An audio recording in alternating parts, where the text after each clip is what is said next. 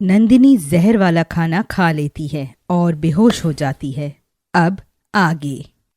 रेखा विभा दौड़कर नंदिनी के करीब आते हैं। क्या हुआ मेरी बच्ची को? महक की तरफ गुस्से से देखकर बोलती है। क्या किया तुमने मेरी बेटी के साथ? विभा नंदिनी का हाथ पकड़कर बोलती है। रेखा, इसे तो बहुत तेज बुखार है, शायद बुखार की वजह कर इसे चक्कर आ गया होगा। चलो इसे उठाकर कमरे में लेकर चलते हैं। नहीं बाजी, मुझे लगता है इस लड़की ने कुछ किया है मेरी बेटी के साथ। तुम ऐसा क्यों बोल रही हो रेखा? तभी नंदिनी को होश आ जाता है। क्या हुआ माँ, रो क्यों रही हो आप? सब ठीक तो है ना? हम तो ठीक हैं, पर तू ठीक है ना मेरी बच्ची? पता है कितना डर गए थे हम। या खुदा तेरा शुक्रिया मेरी नंदिनी को महफूज रखने के लिए। रेखा ये सब बोलकर महक की तरफ देखती है और महक एक हल्की सी मुस्कान देकर चली जाती है। रेखा के दिल में फिर ख्याल आता है कि आखिर ये सब हुआ कैसे। उधर महक पुराने सारे वाक़ये याद करती है। महक, लो खाना लो। और जहर वाले खाने की थाली महक को देकर चली जाती है।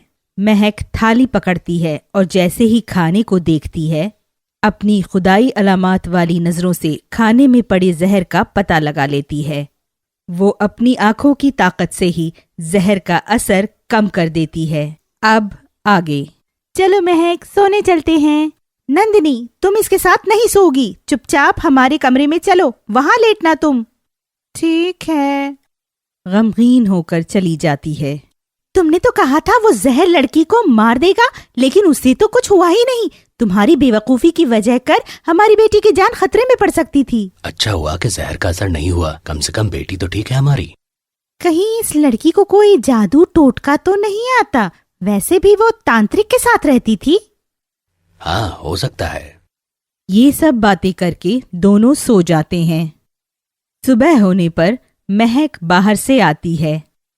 अरे महक, तुम इतनी सुबह कहाँ से आ रही हो? वो मैं मंदिर गई थी, मुझे रोज मंदिर जाने की आदत है। अरे ये तो अच्छी आदत है। चलो आओ, सबके साथ नाश्ता कर लो। रेखा चाय लेकर आती है और बोलती है। बाजी, अगर आपको बुरा न लगे तो कुछ बोलूं मैं? हाँ बोलो रेखा, तुम्हें पूछने की क्या जरूरत है? बताओ क्या बात है? बाजी, वो मैं अकेले इतने बड़े घर का काम करते करते बहुत थक जाती हूँ। अब मेरी तबीयत भी नासाज रहने लगी है, तो मैं सोच रही थी कि महक मेरी थोड़ी मदद कर दिया करेगी। लेकिन इतना ही बोलती है कि महक बीच में बोल पड़ती है।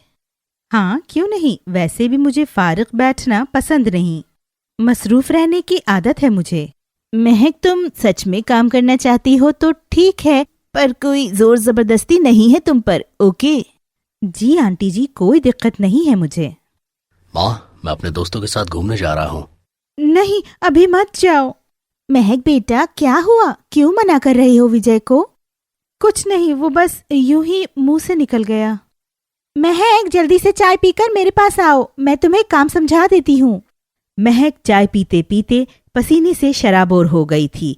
उसे पहले ही विजय के साथ होने वाले हादसे का पता लग गया था। महक, कुछ परेशान लग रही हो तुम। तबीयत तो ठीक है तुम्हारी, या कुछ और बात हो तो तुम मुझे बता सकती हो। नहीं आंटी जी, कुछ नहीं है ऐसा, मैं अभी आती हूँ। और उठकर बाहर की तरफ भागती है और बाहर जाकर नागिन बन जाती है। उधर विजय अपने दोस्तों के साथ तफरी कर रहा था। अचानक ही उसे जंगल की तरफ से कुछ आवाजें आती हैं, तो वो दौड़कर जंगल की सू अकेले ही भागता है। कुछ लड़के उसके सामने खड़े थे। बेटा, तेरी मौत है हम। मैंने क्या बिगाड़ा है तुम लोगों का? हमारा तो कुछ नहीं, हमें तो पैसे मिले हैं इस काम के। पैसे किसने दिए तुमको? कौन मुझे कत्ल करना चाहता है? तेरे सवालों के जवाब देने नहीं आए हैं हम, बस इतना बता सकते हैं कि कोई तेरा अपना ही है जो पैसे दिया हमें। सब लड़के विजय को चारों तरफ से घेर लेते हैं। प्लीज जाने दे मुझे, आपको कोई गलत फहमी हुई है। कोई गलत फहमी नहीं हुई बेटा, हम जाने देंगे तुझे, पर घर नहीं, शमशान। लड़के विजय पर हमला करते हैं और एक लड़का विजय के पैर पर हॉकी से वार करता है। विजय गिर जाता है। विजय फिर उठकर एक लड़के को लात मारता है। वो लड़का नीचे गिर जाता है। लेकिन तभी बाकी के लड़के विजय के हाथों को पकड़ लेते हैं। तीसरा लड़का उठकर विजय के सर पर हॉकी से वार करता है। विजय बेहोश हो जाता है और उसके सर से खून जारी होने लगता है। फिर जब वो दोबारा वार करने ही वाला होता है तभी वहां नागिन आ जाती है और उस लड़के की कमर में घुसकर मुंह से बाहर आ जाती है। ये सब देखकर बाकी के लड़के खौफजदा होकर भागने लगते हैं। नागिन भी उनके पीछे जाती है और दूसरे लड़के को अपनी पूंछ में दबाकर उसका दम घोंट देती है। तीसरे लड़के को अपने फन से डस लेती है। इसी तरह वो सबको मार डालती है। फिर नागेश को उठाकर मंदिर के दर पर ले आती है। तभी वहां मंदिर का पंडित आता है। नागिन फिर से लड़की बन जाती है। क्या हुआ इस लड़के को? इतना बोलते ही पंडित विजय का चेहरा देख लेते हैं और बोलते हैं, अरे ये तो विजय है, इसे इतने जख्म कैसे हुए? महक विजय को अपनी आगोश में लिए बैठी थी।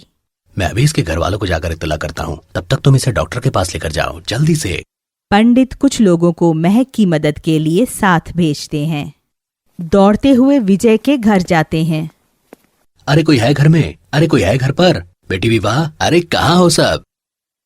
कहानी जारी रहेगी।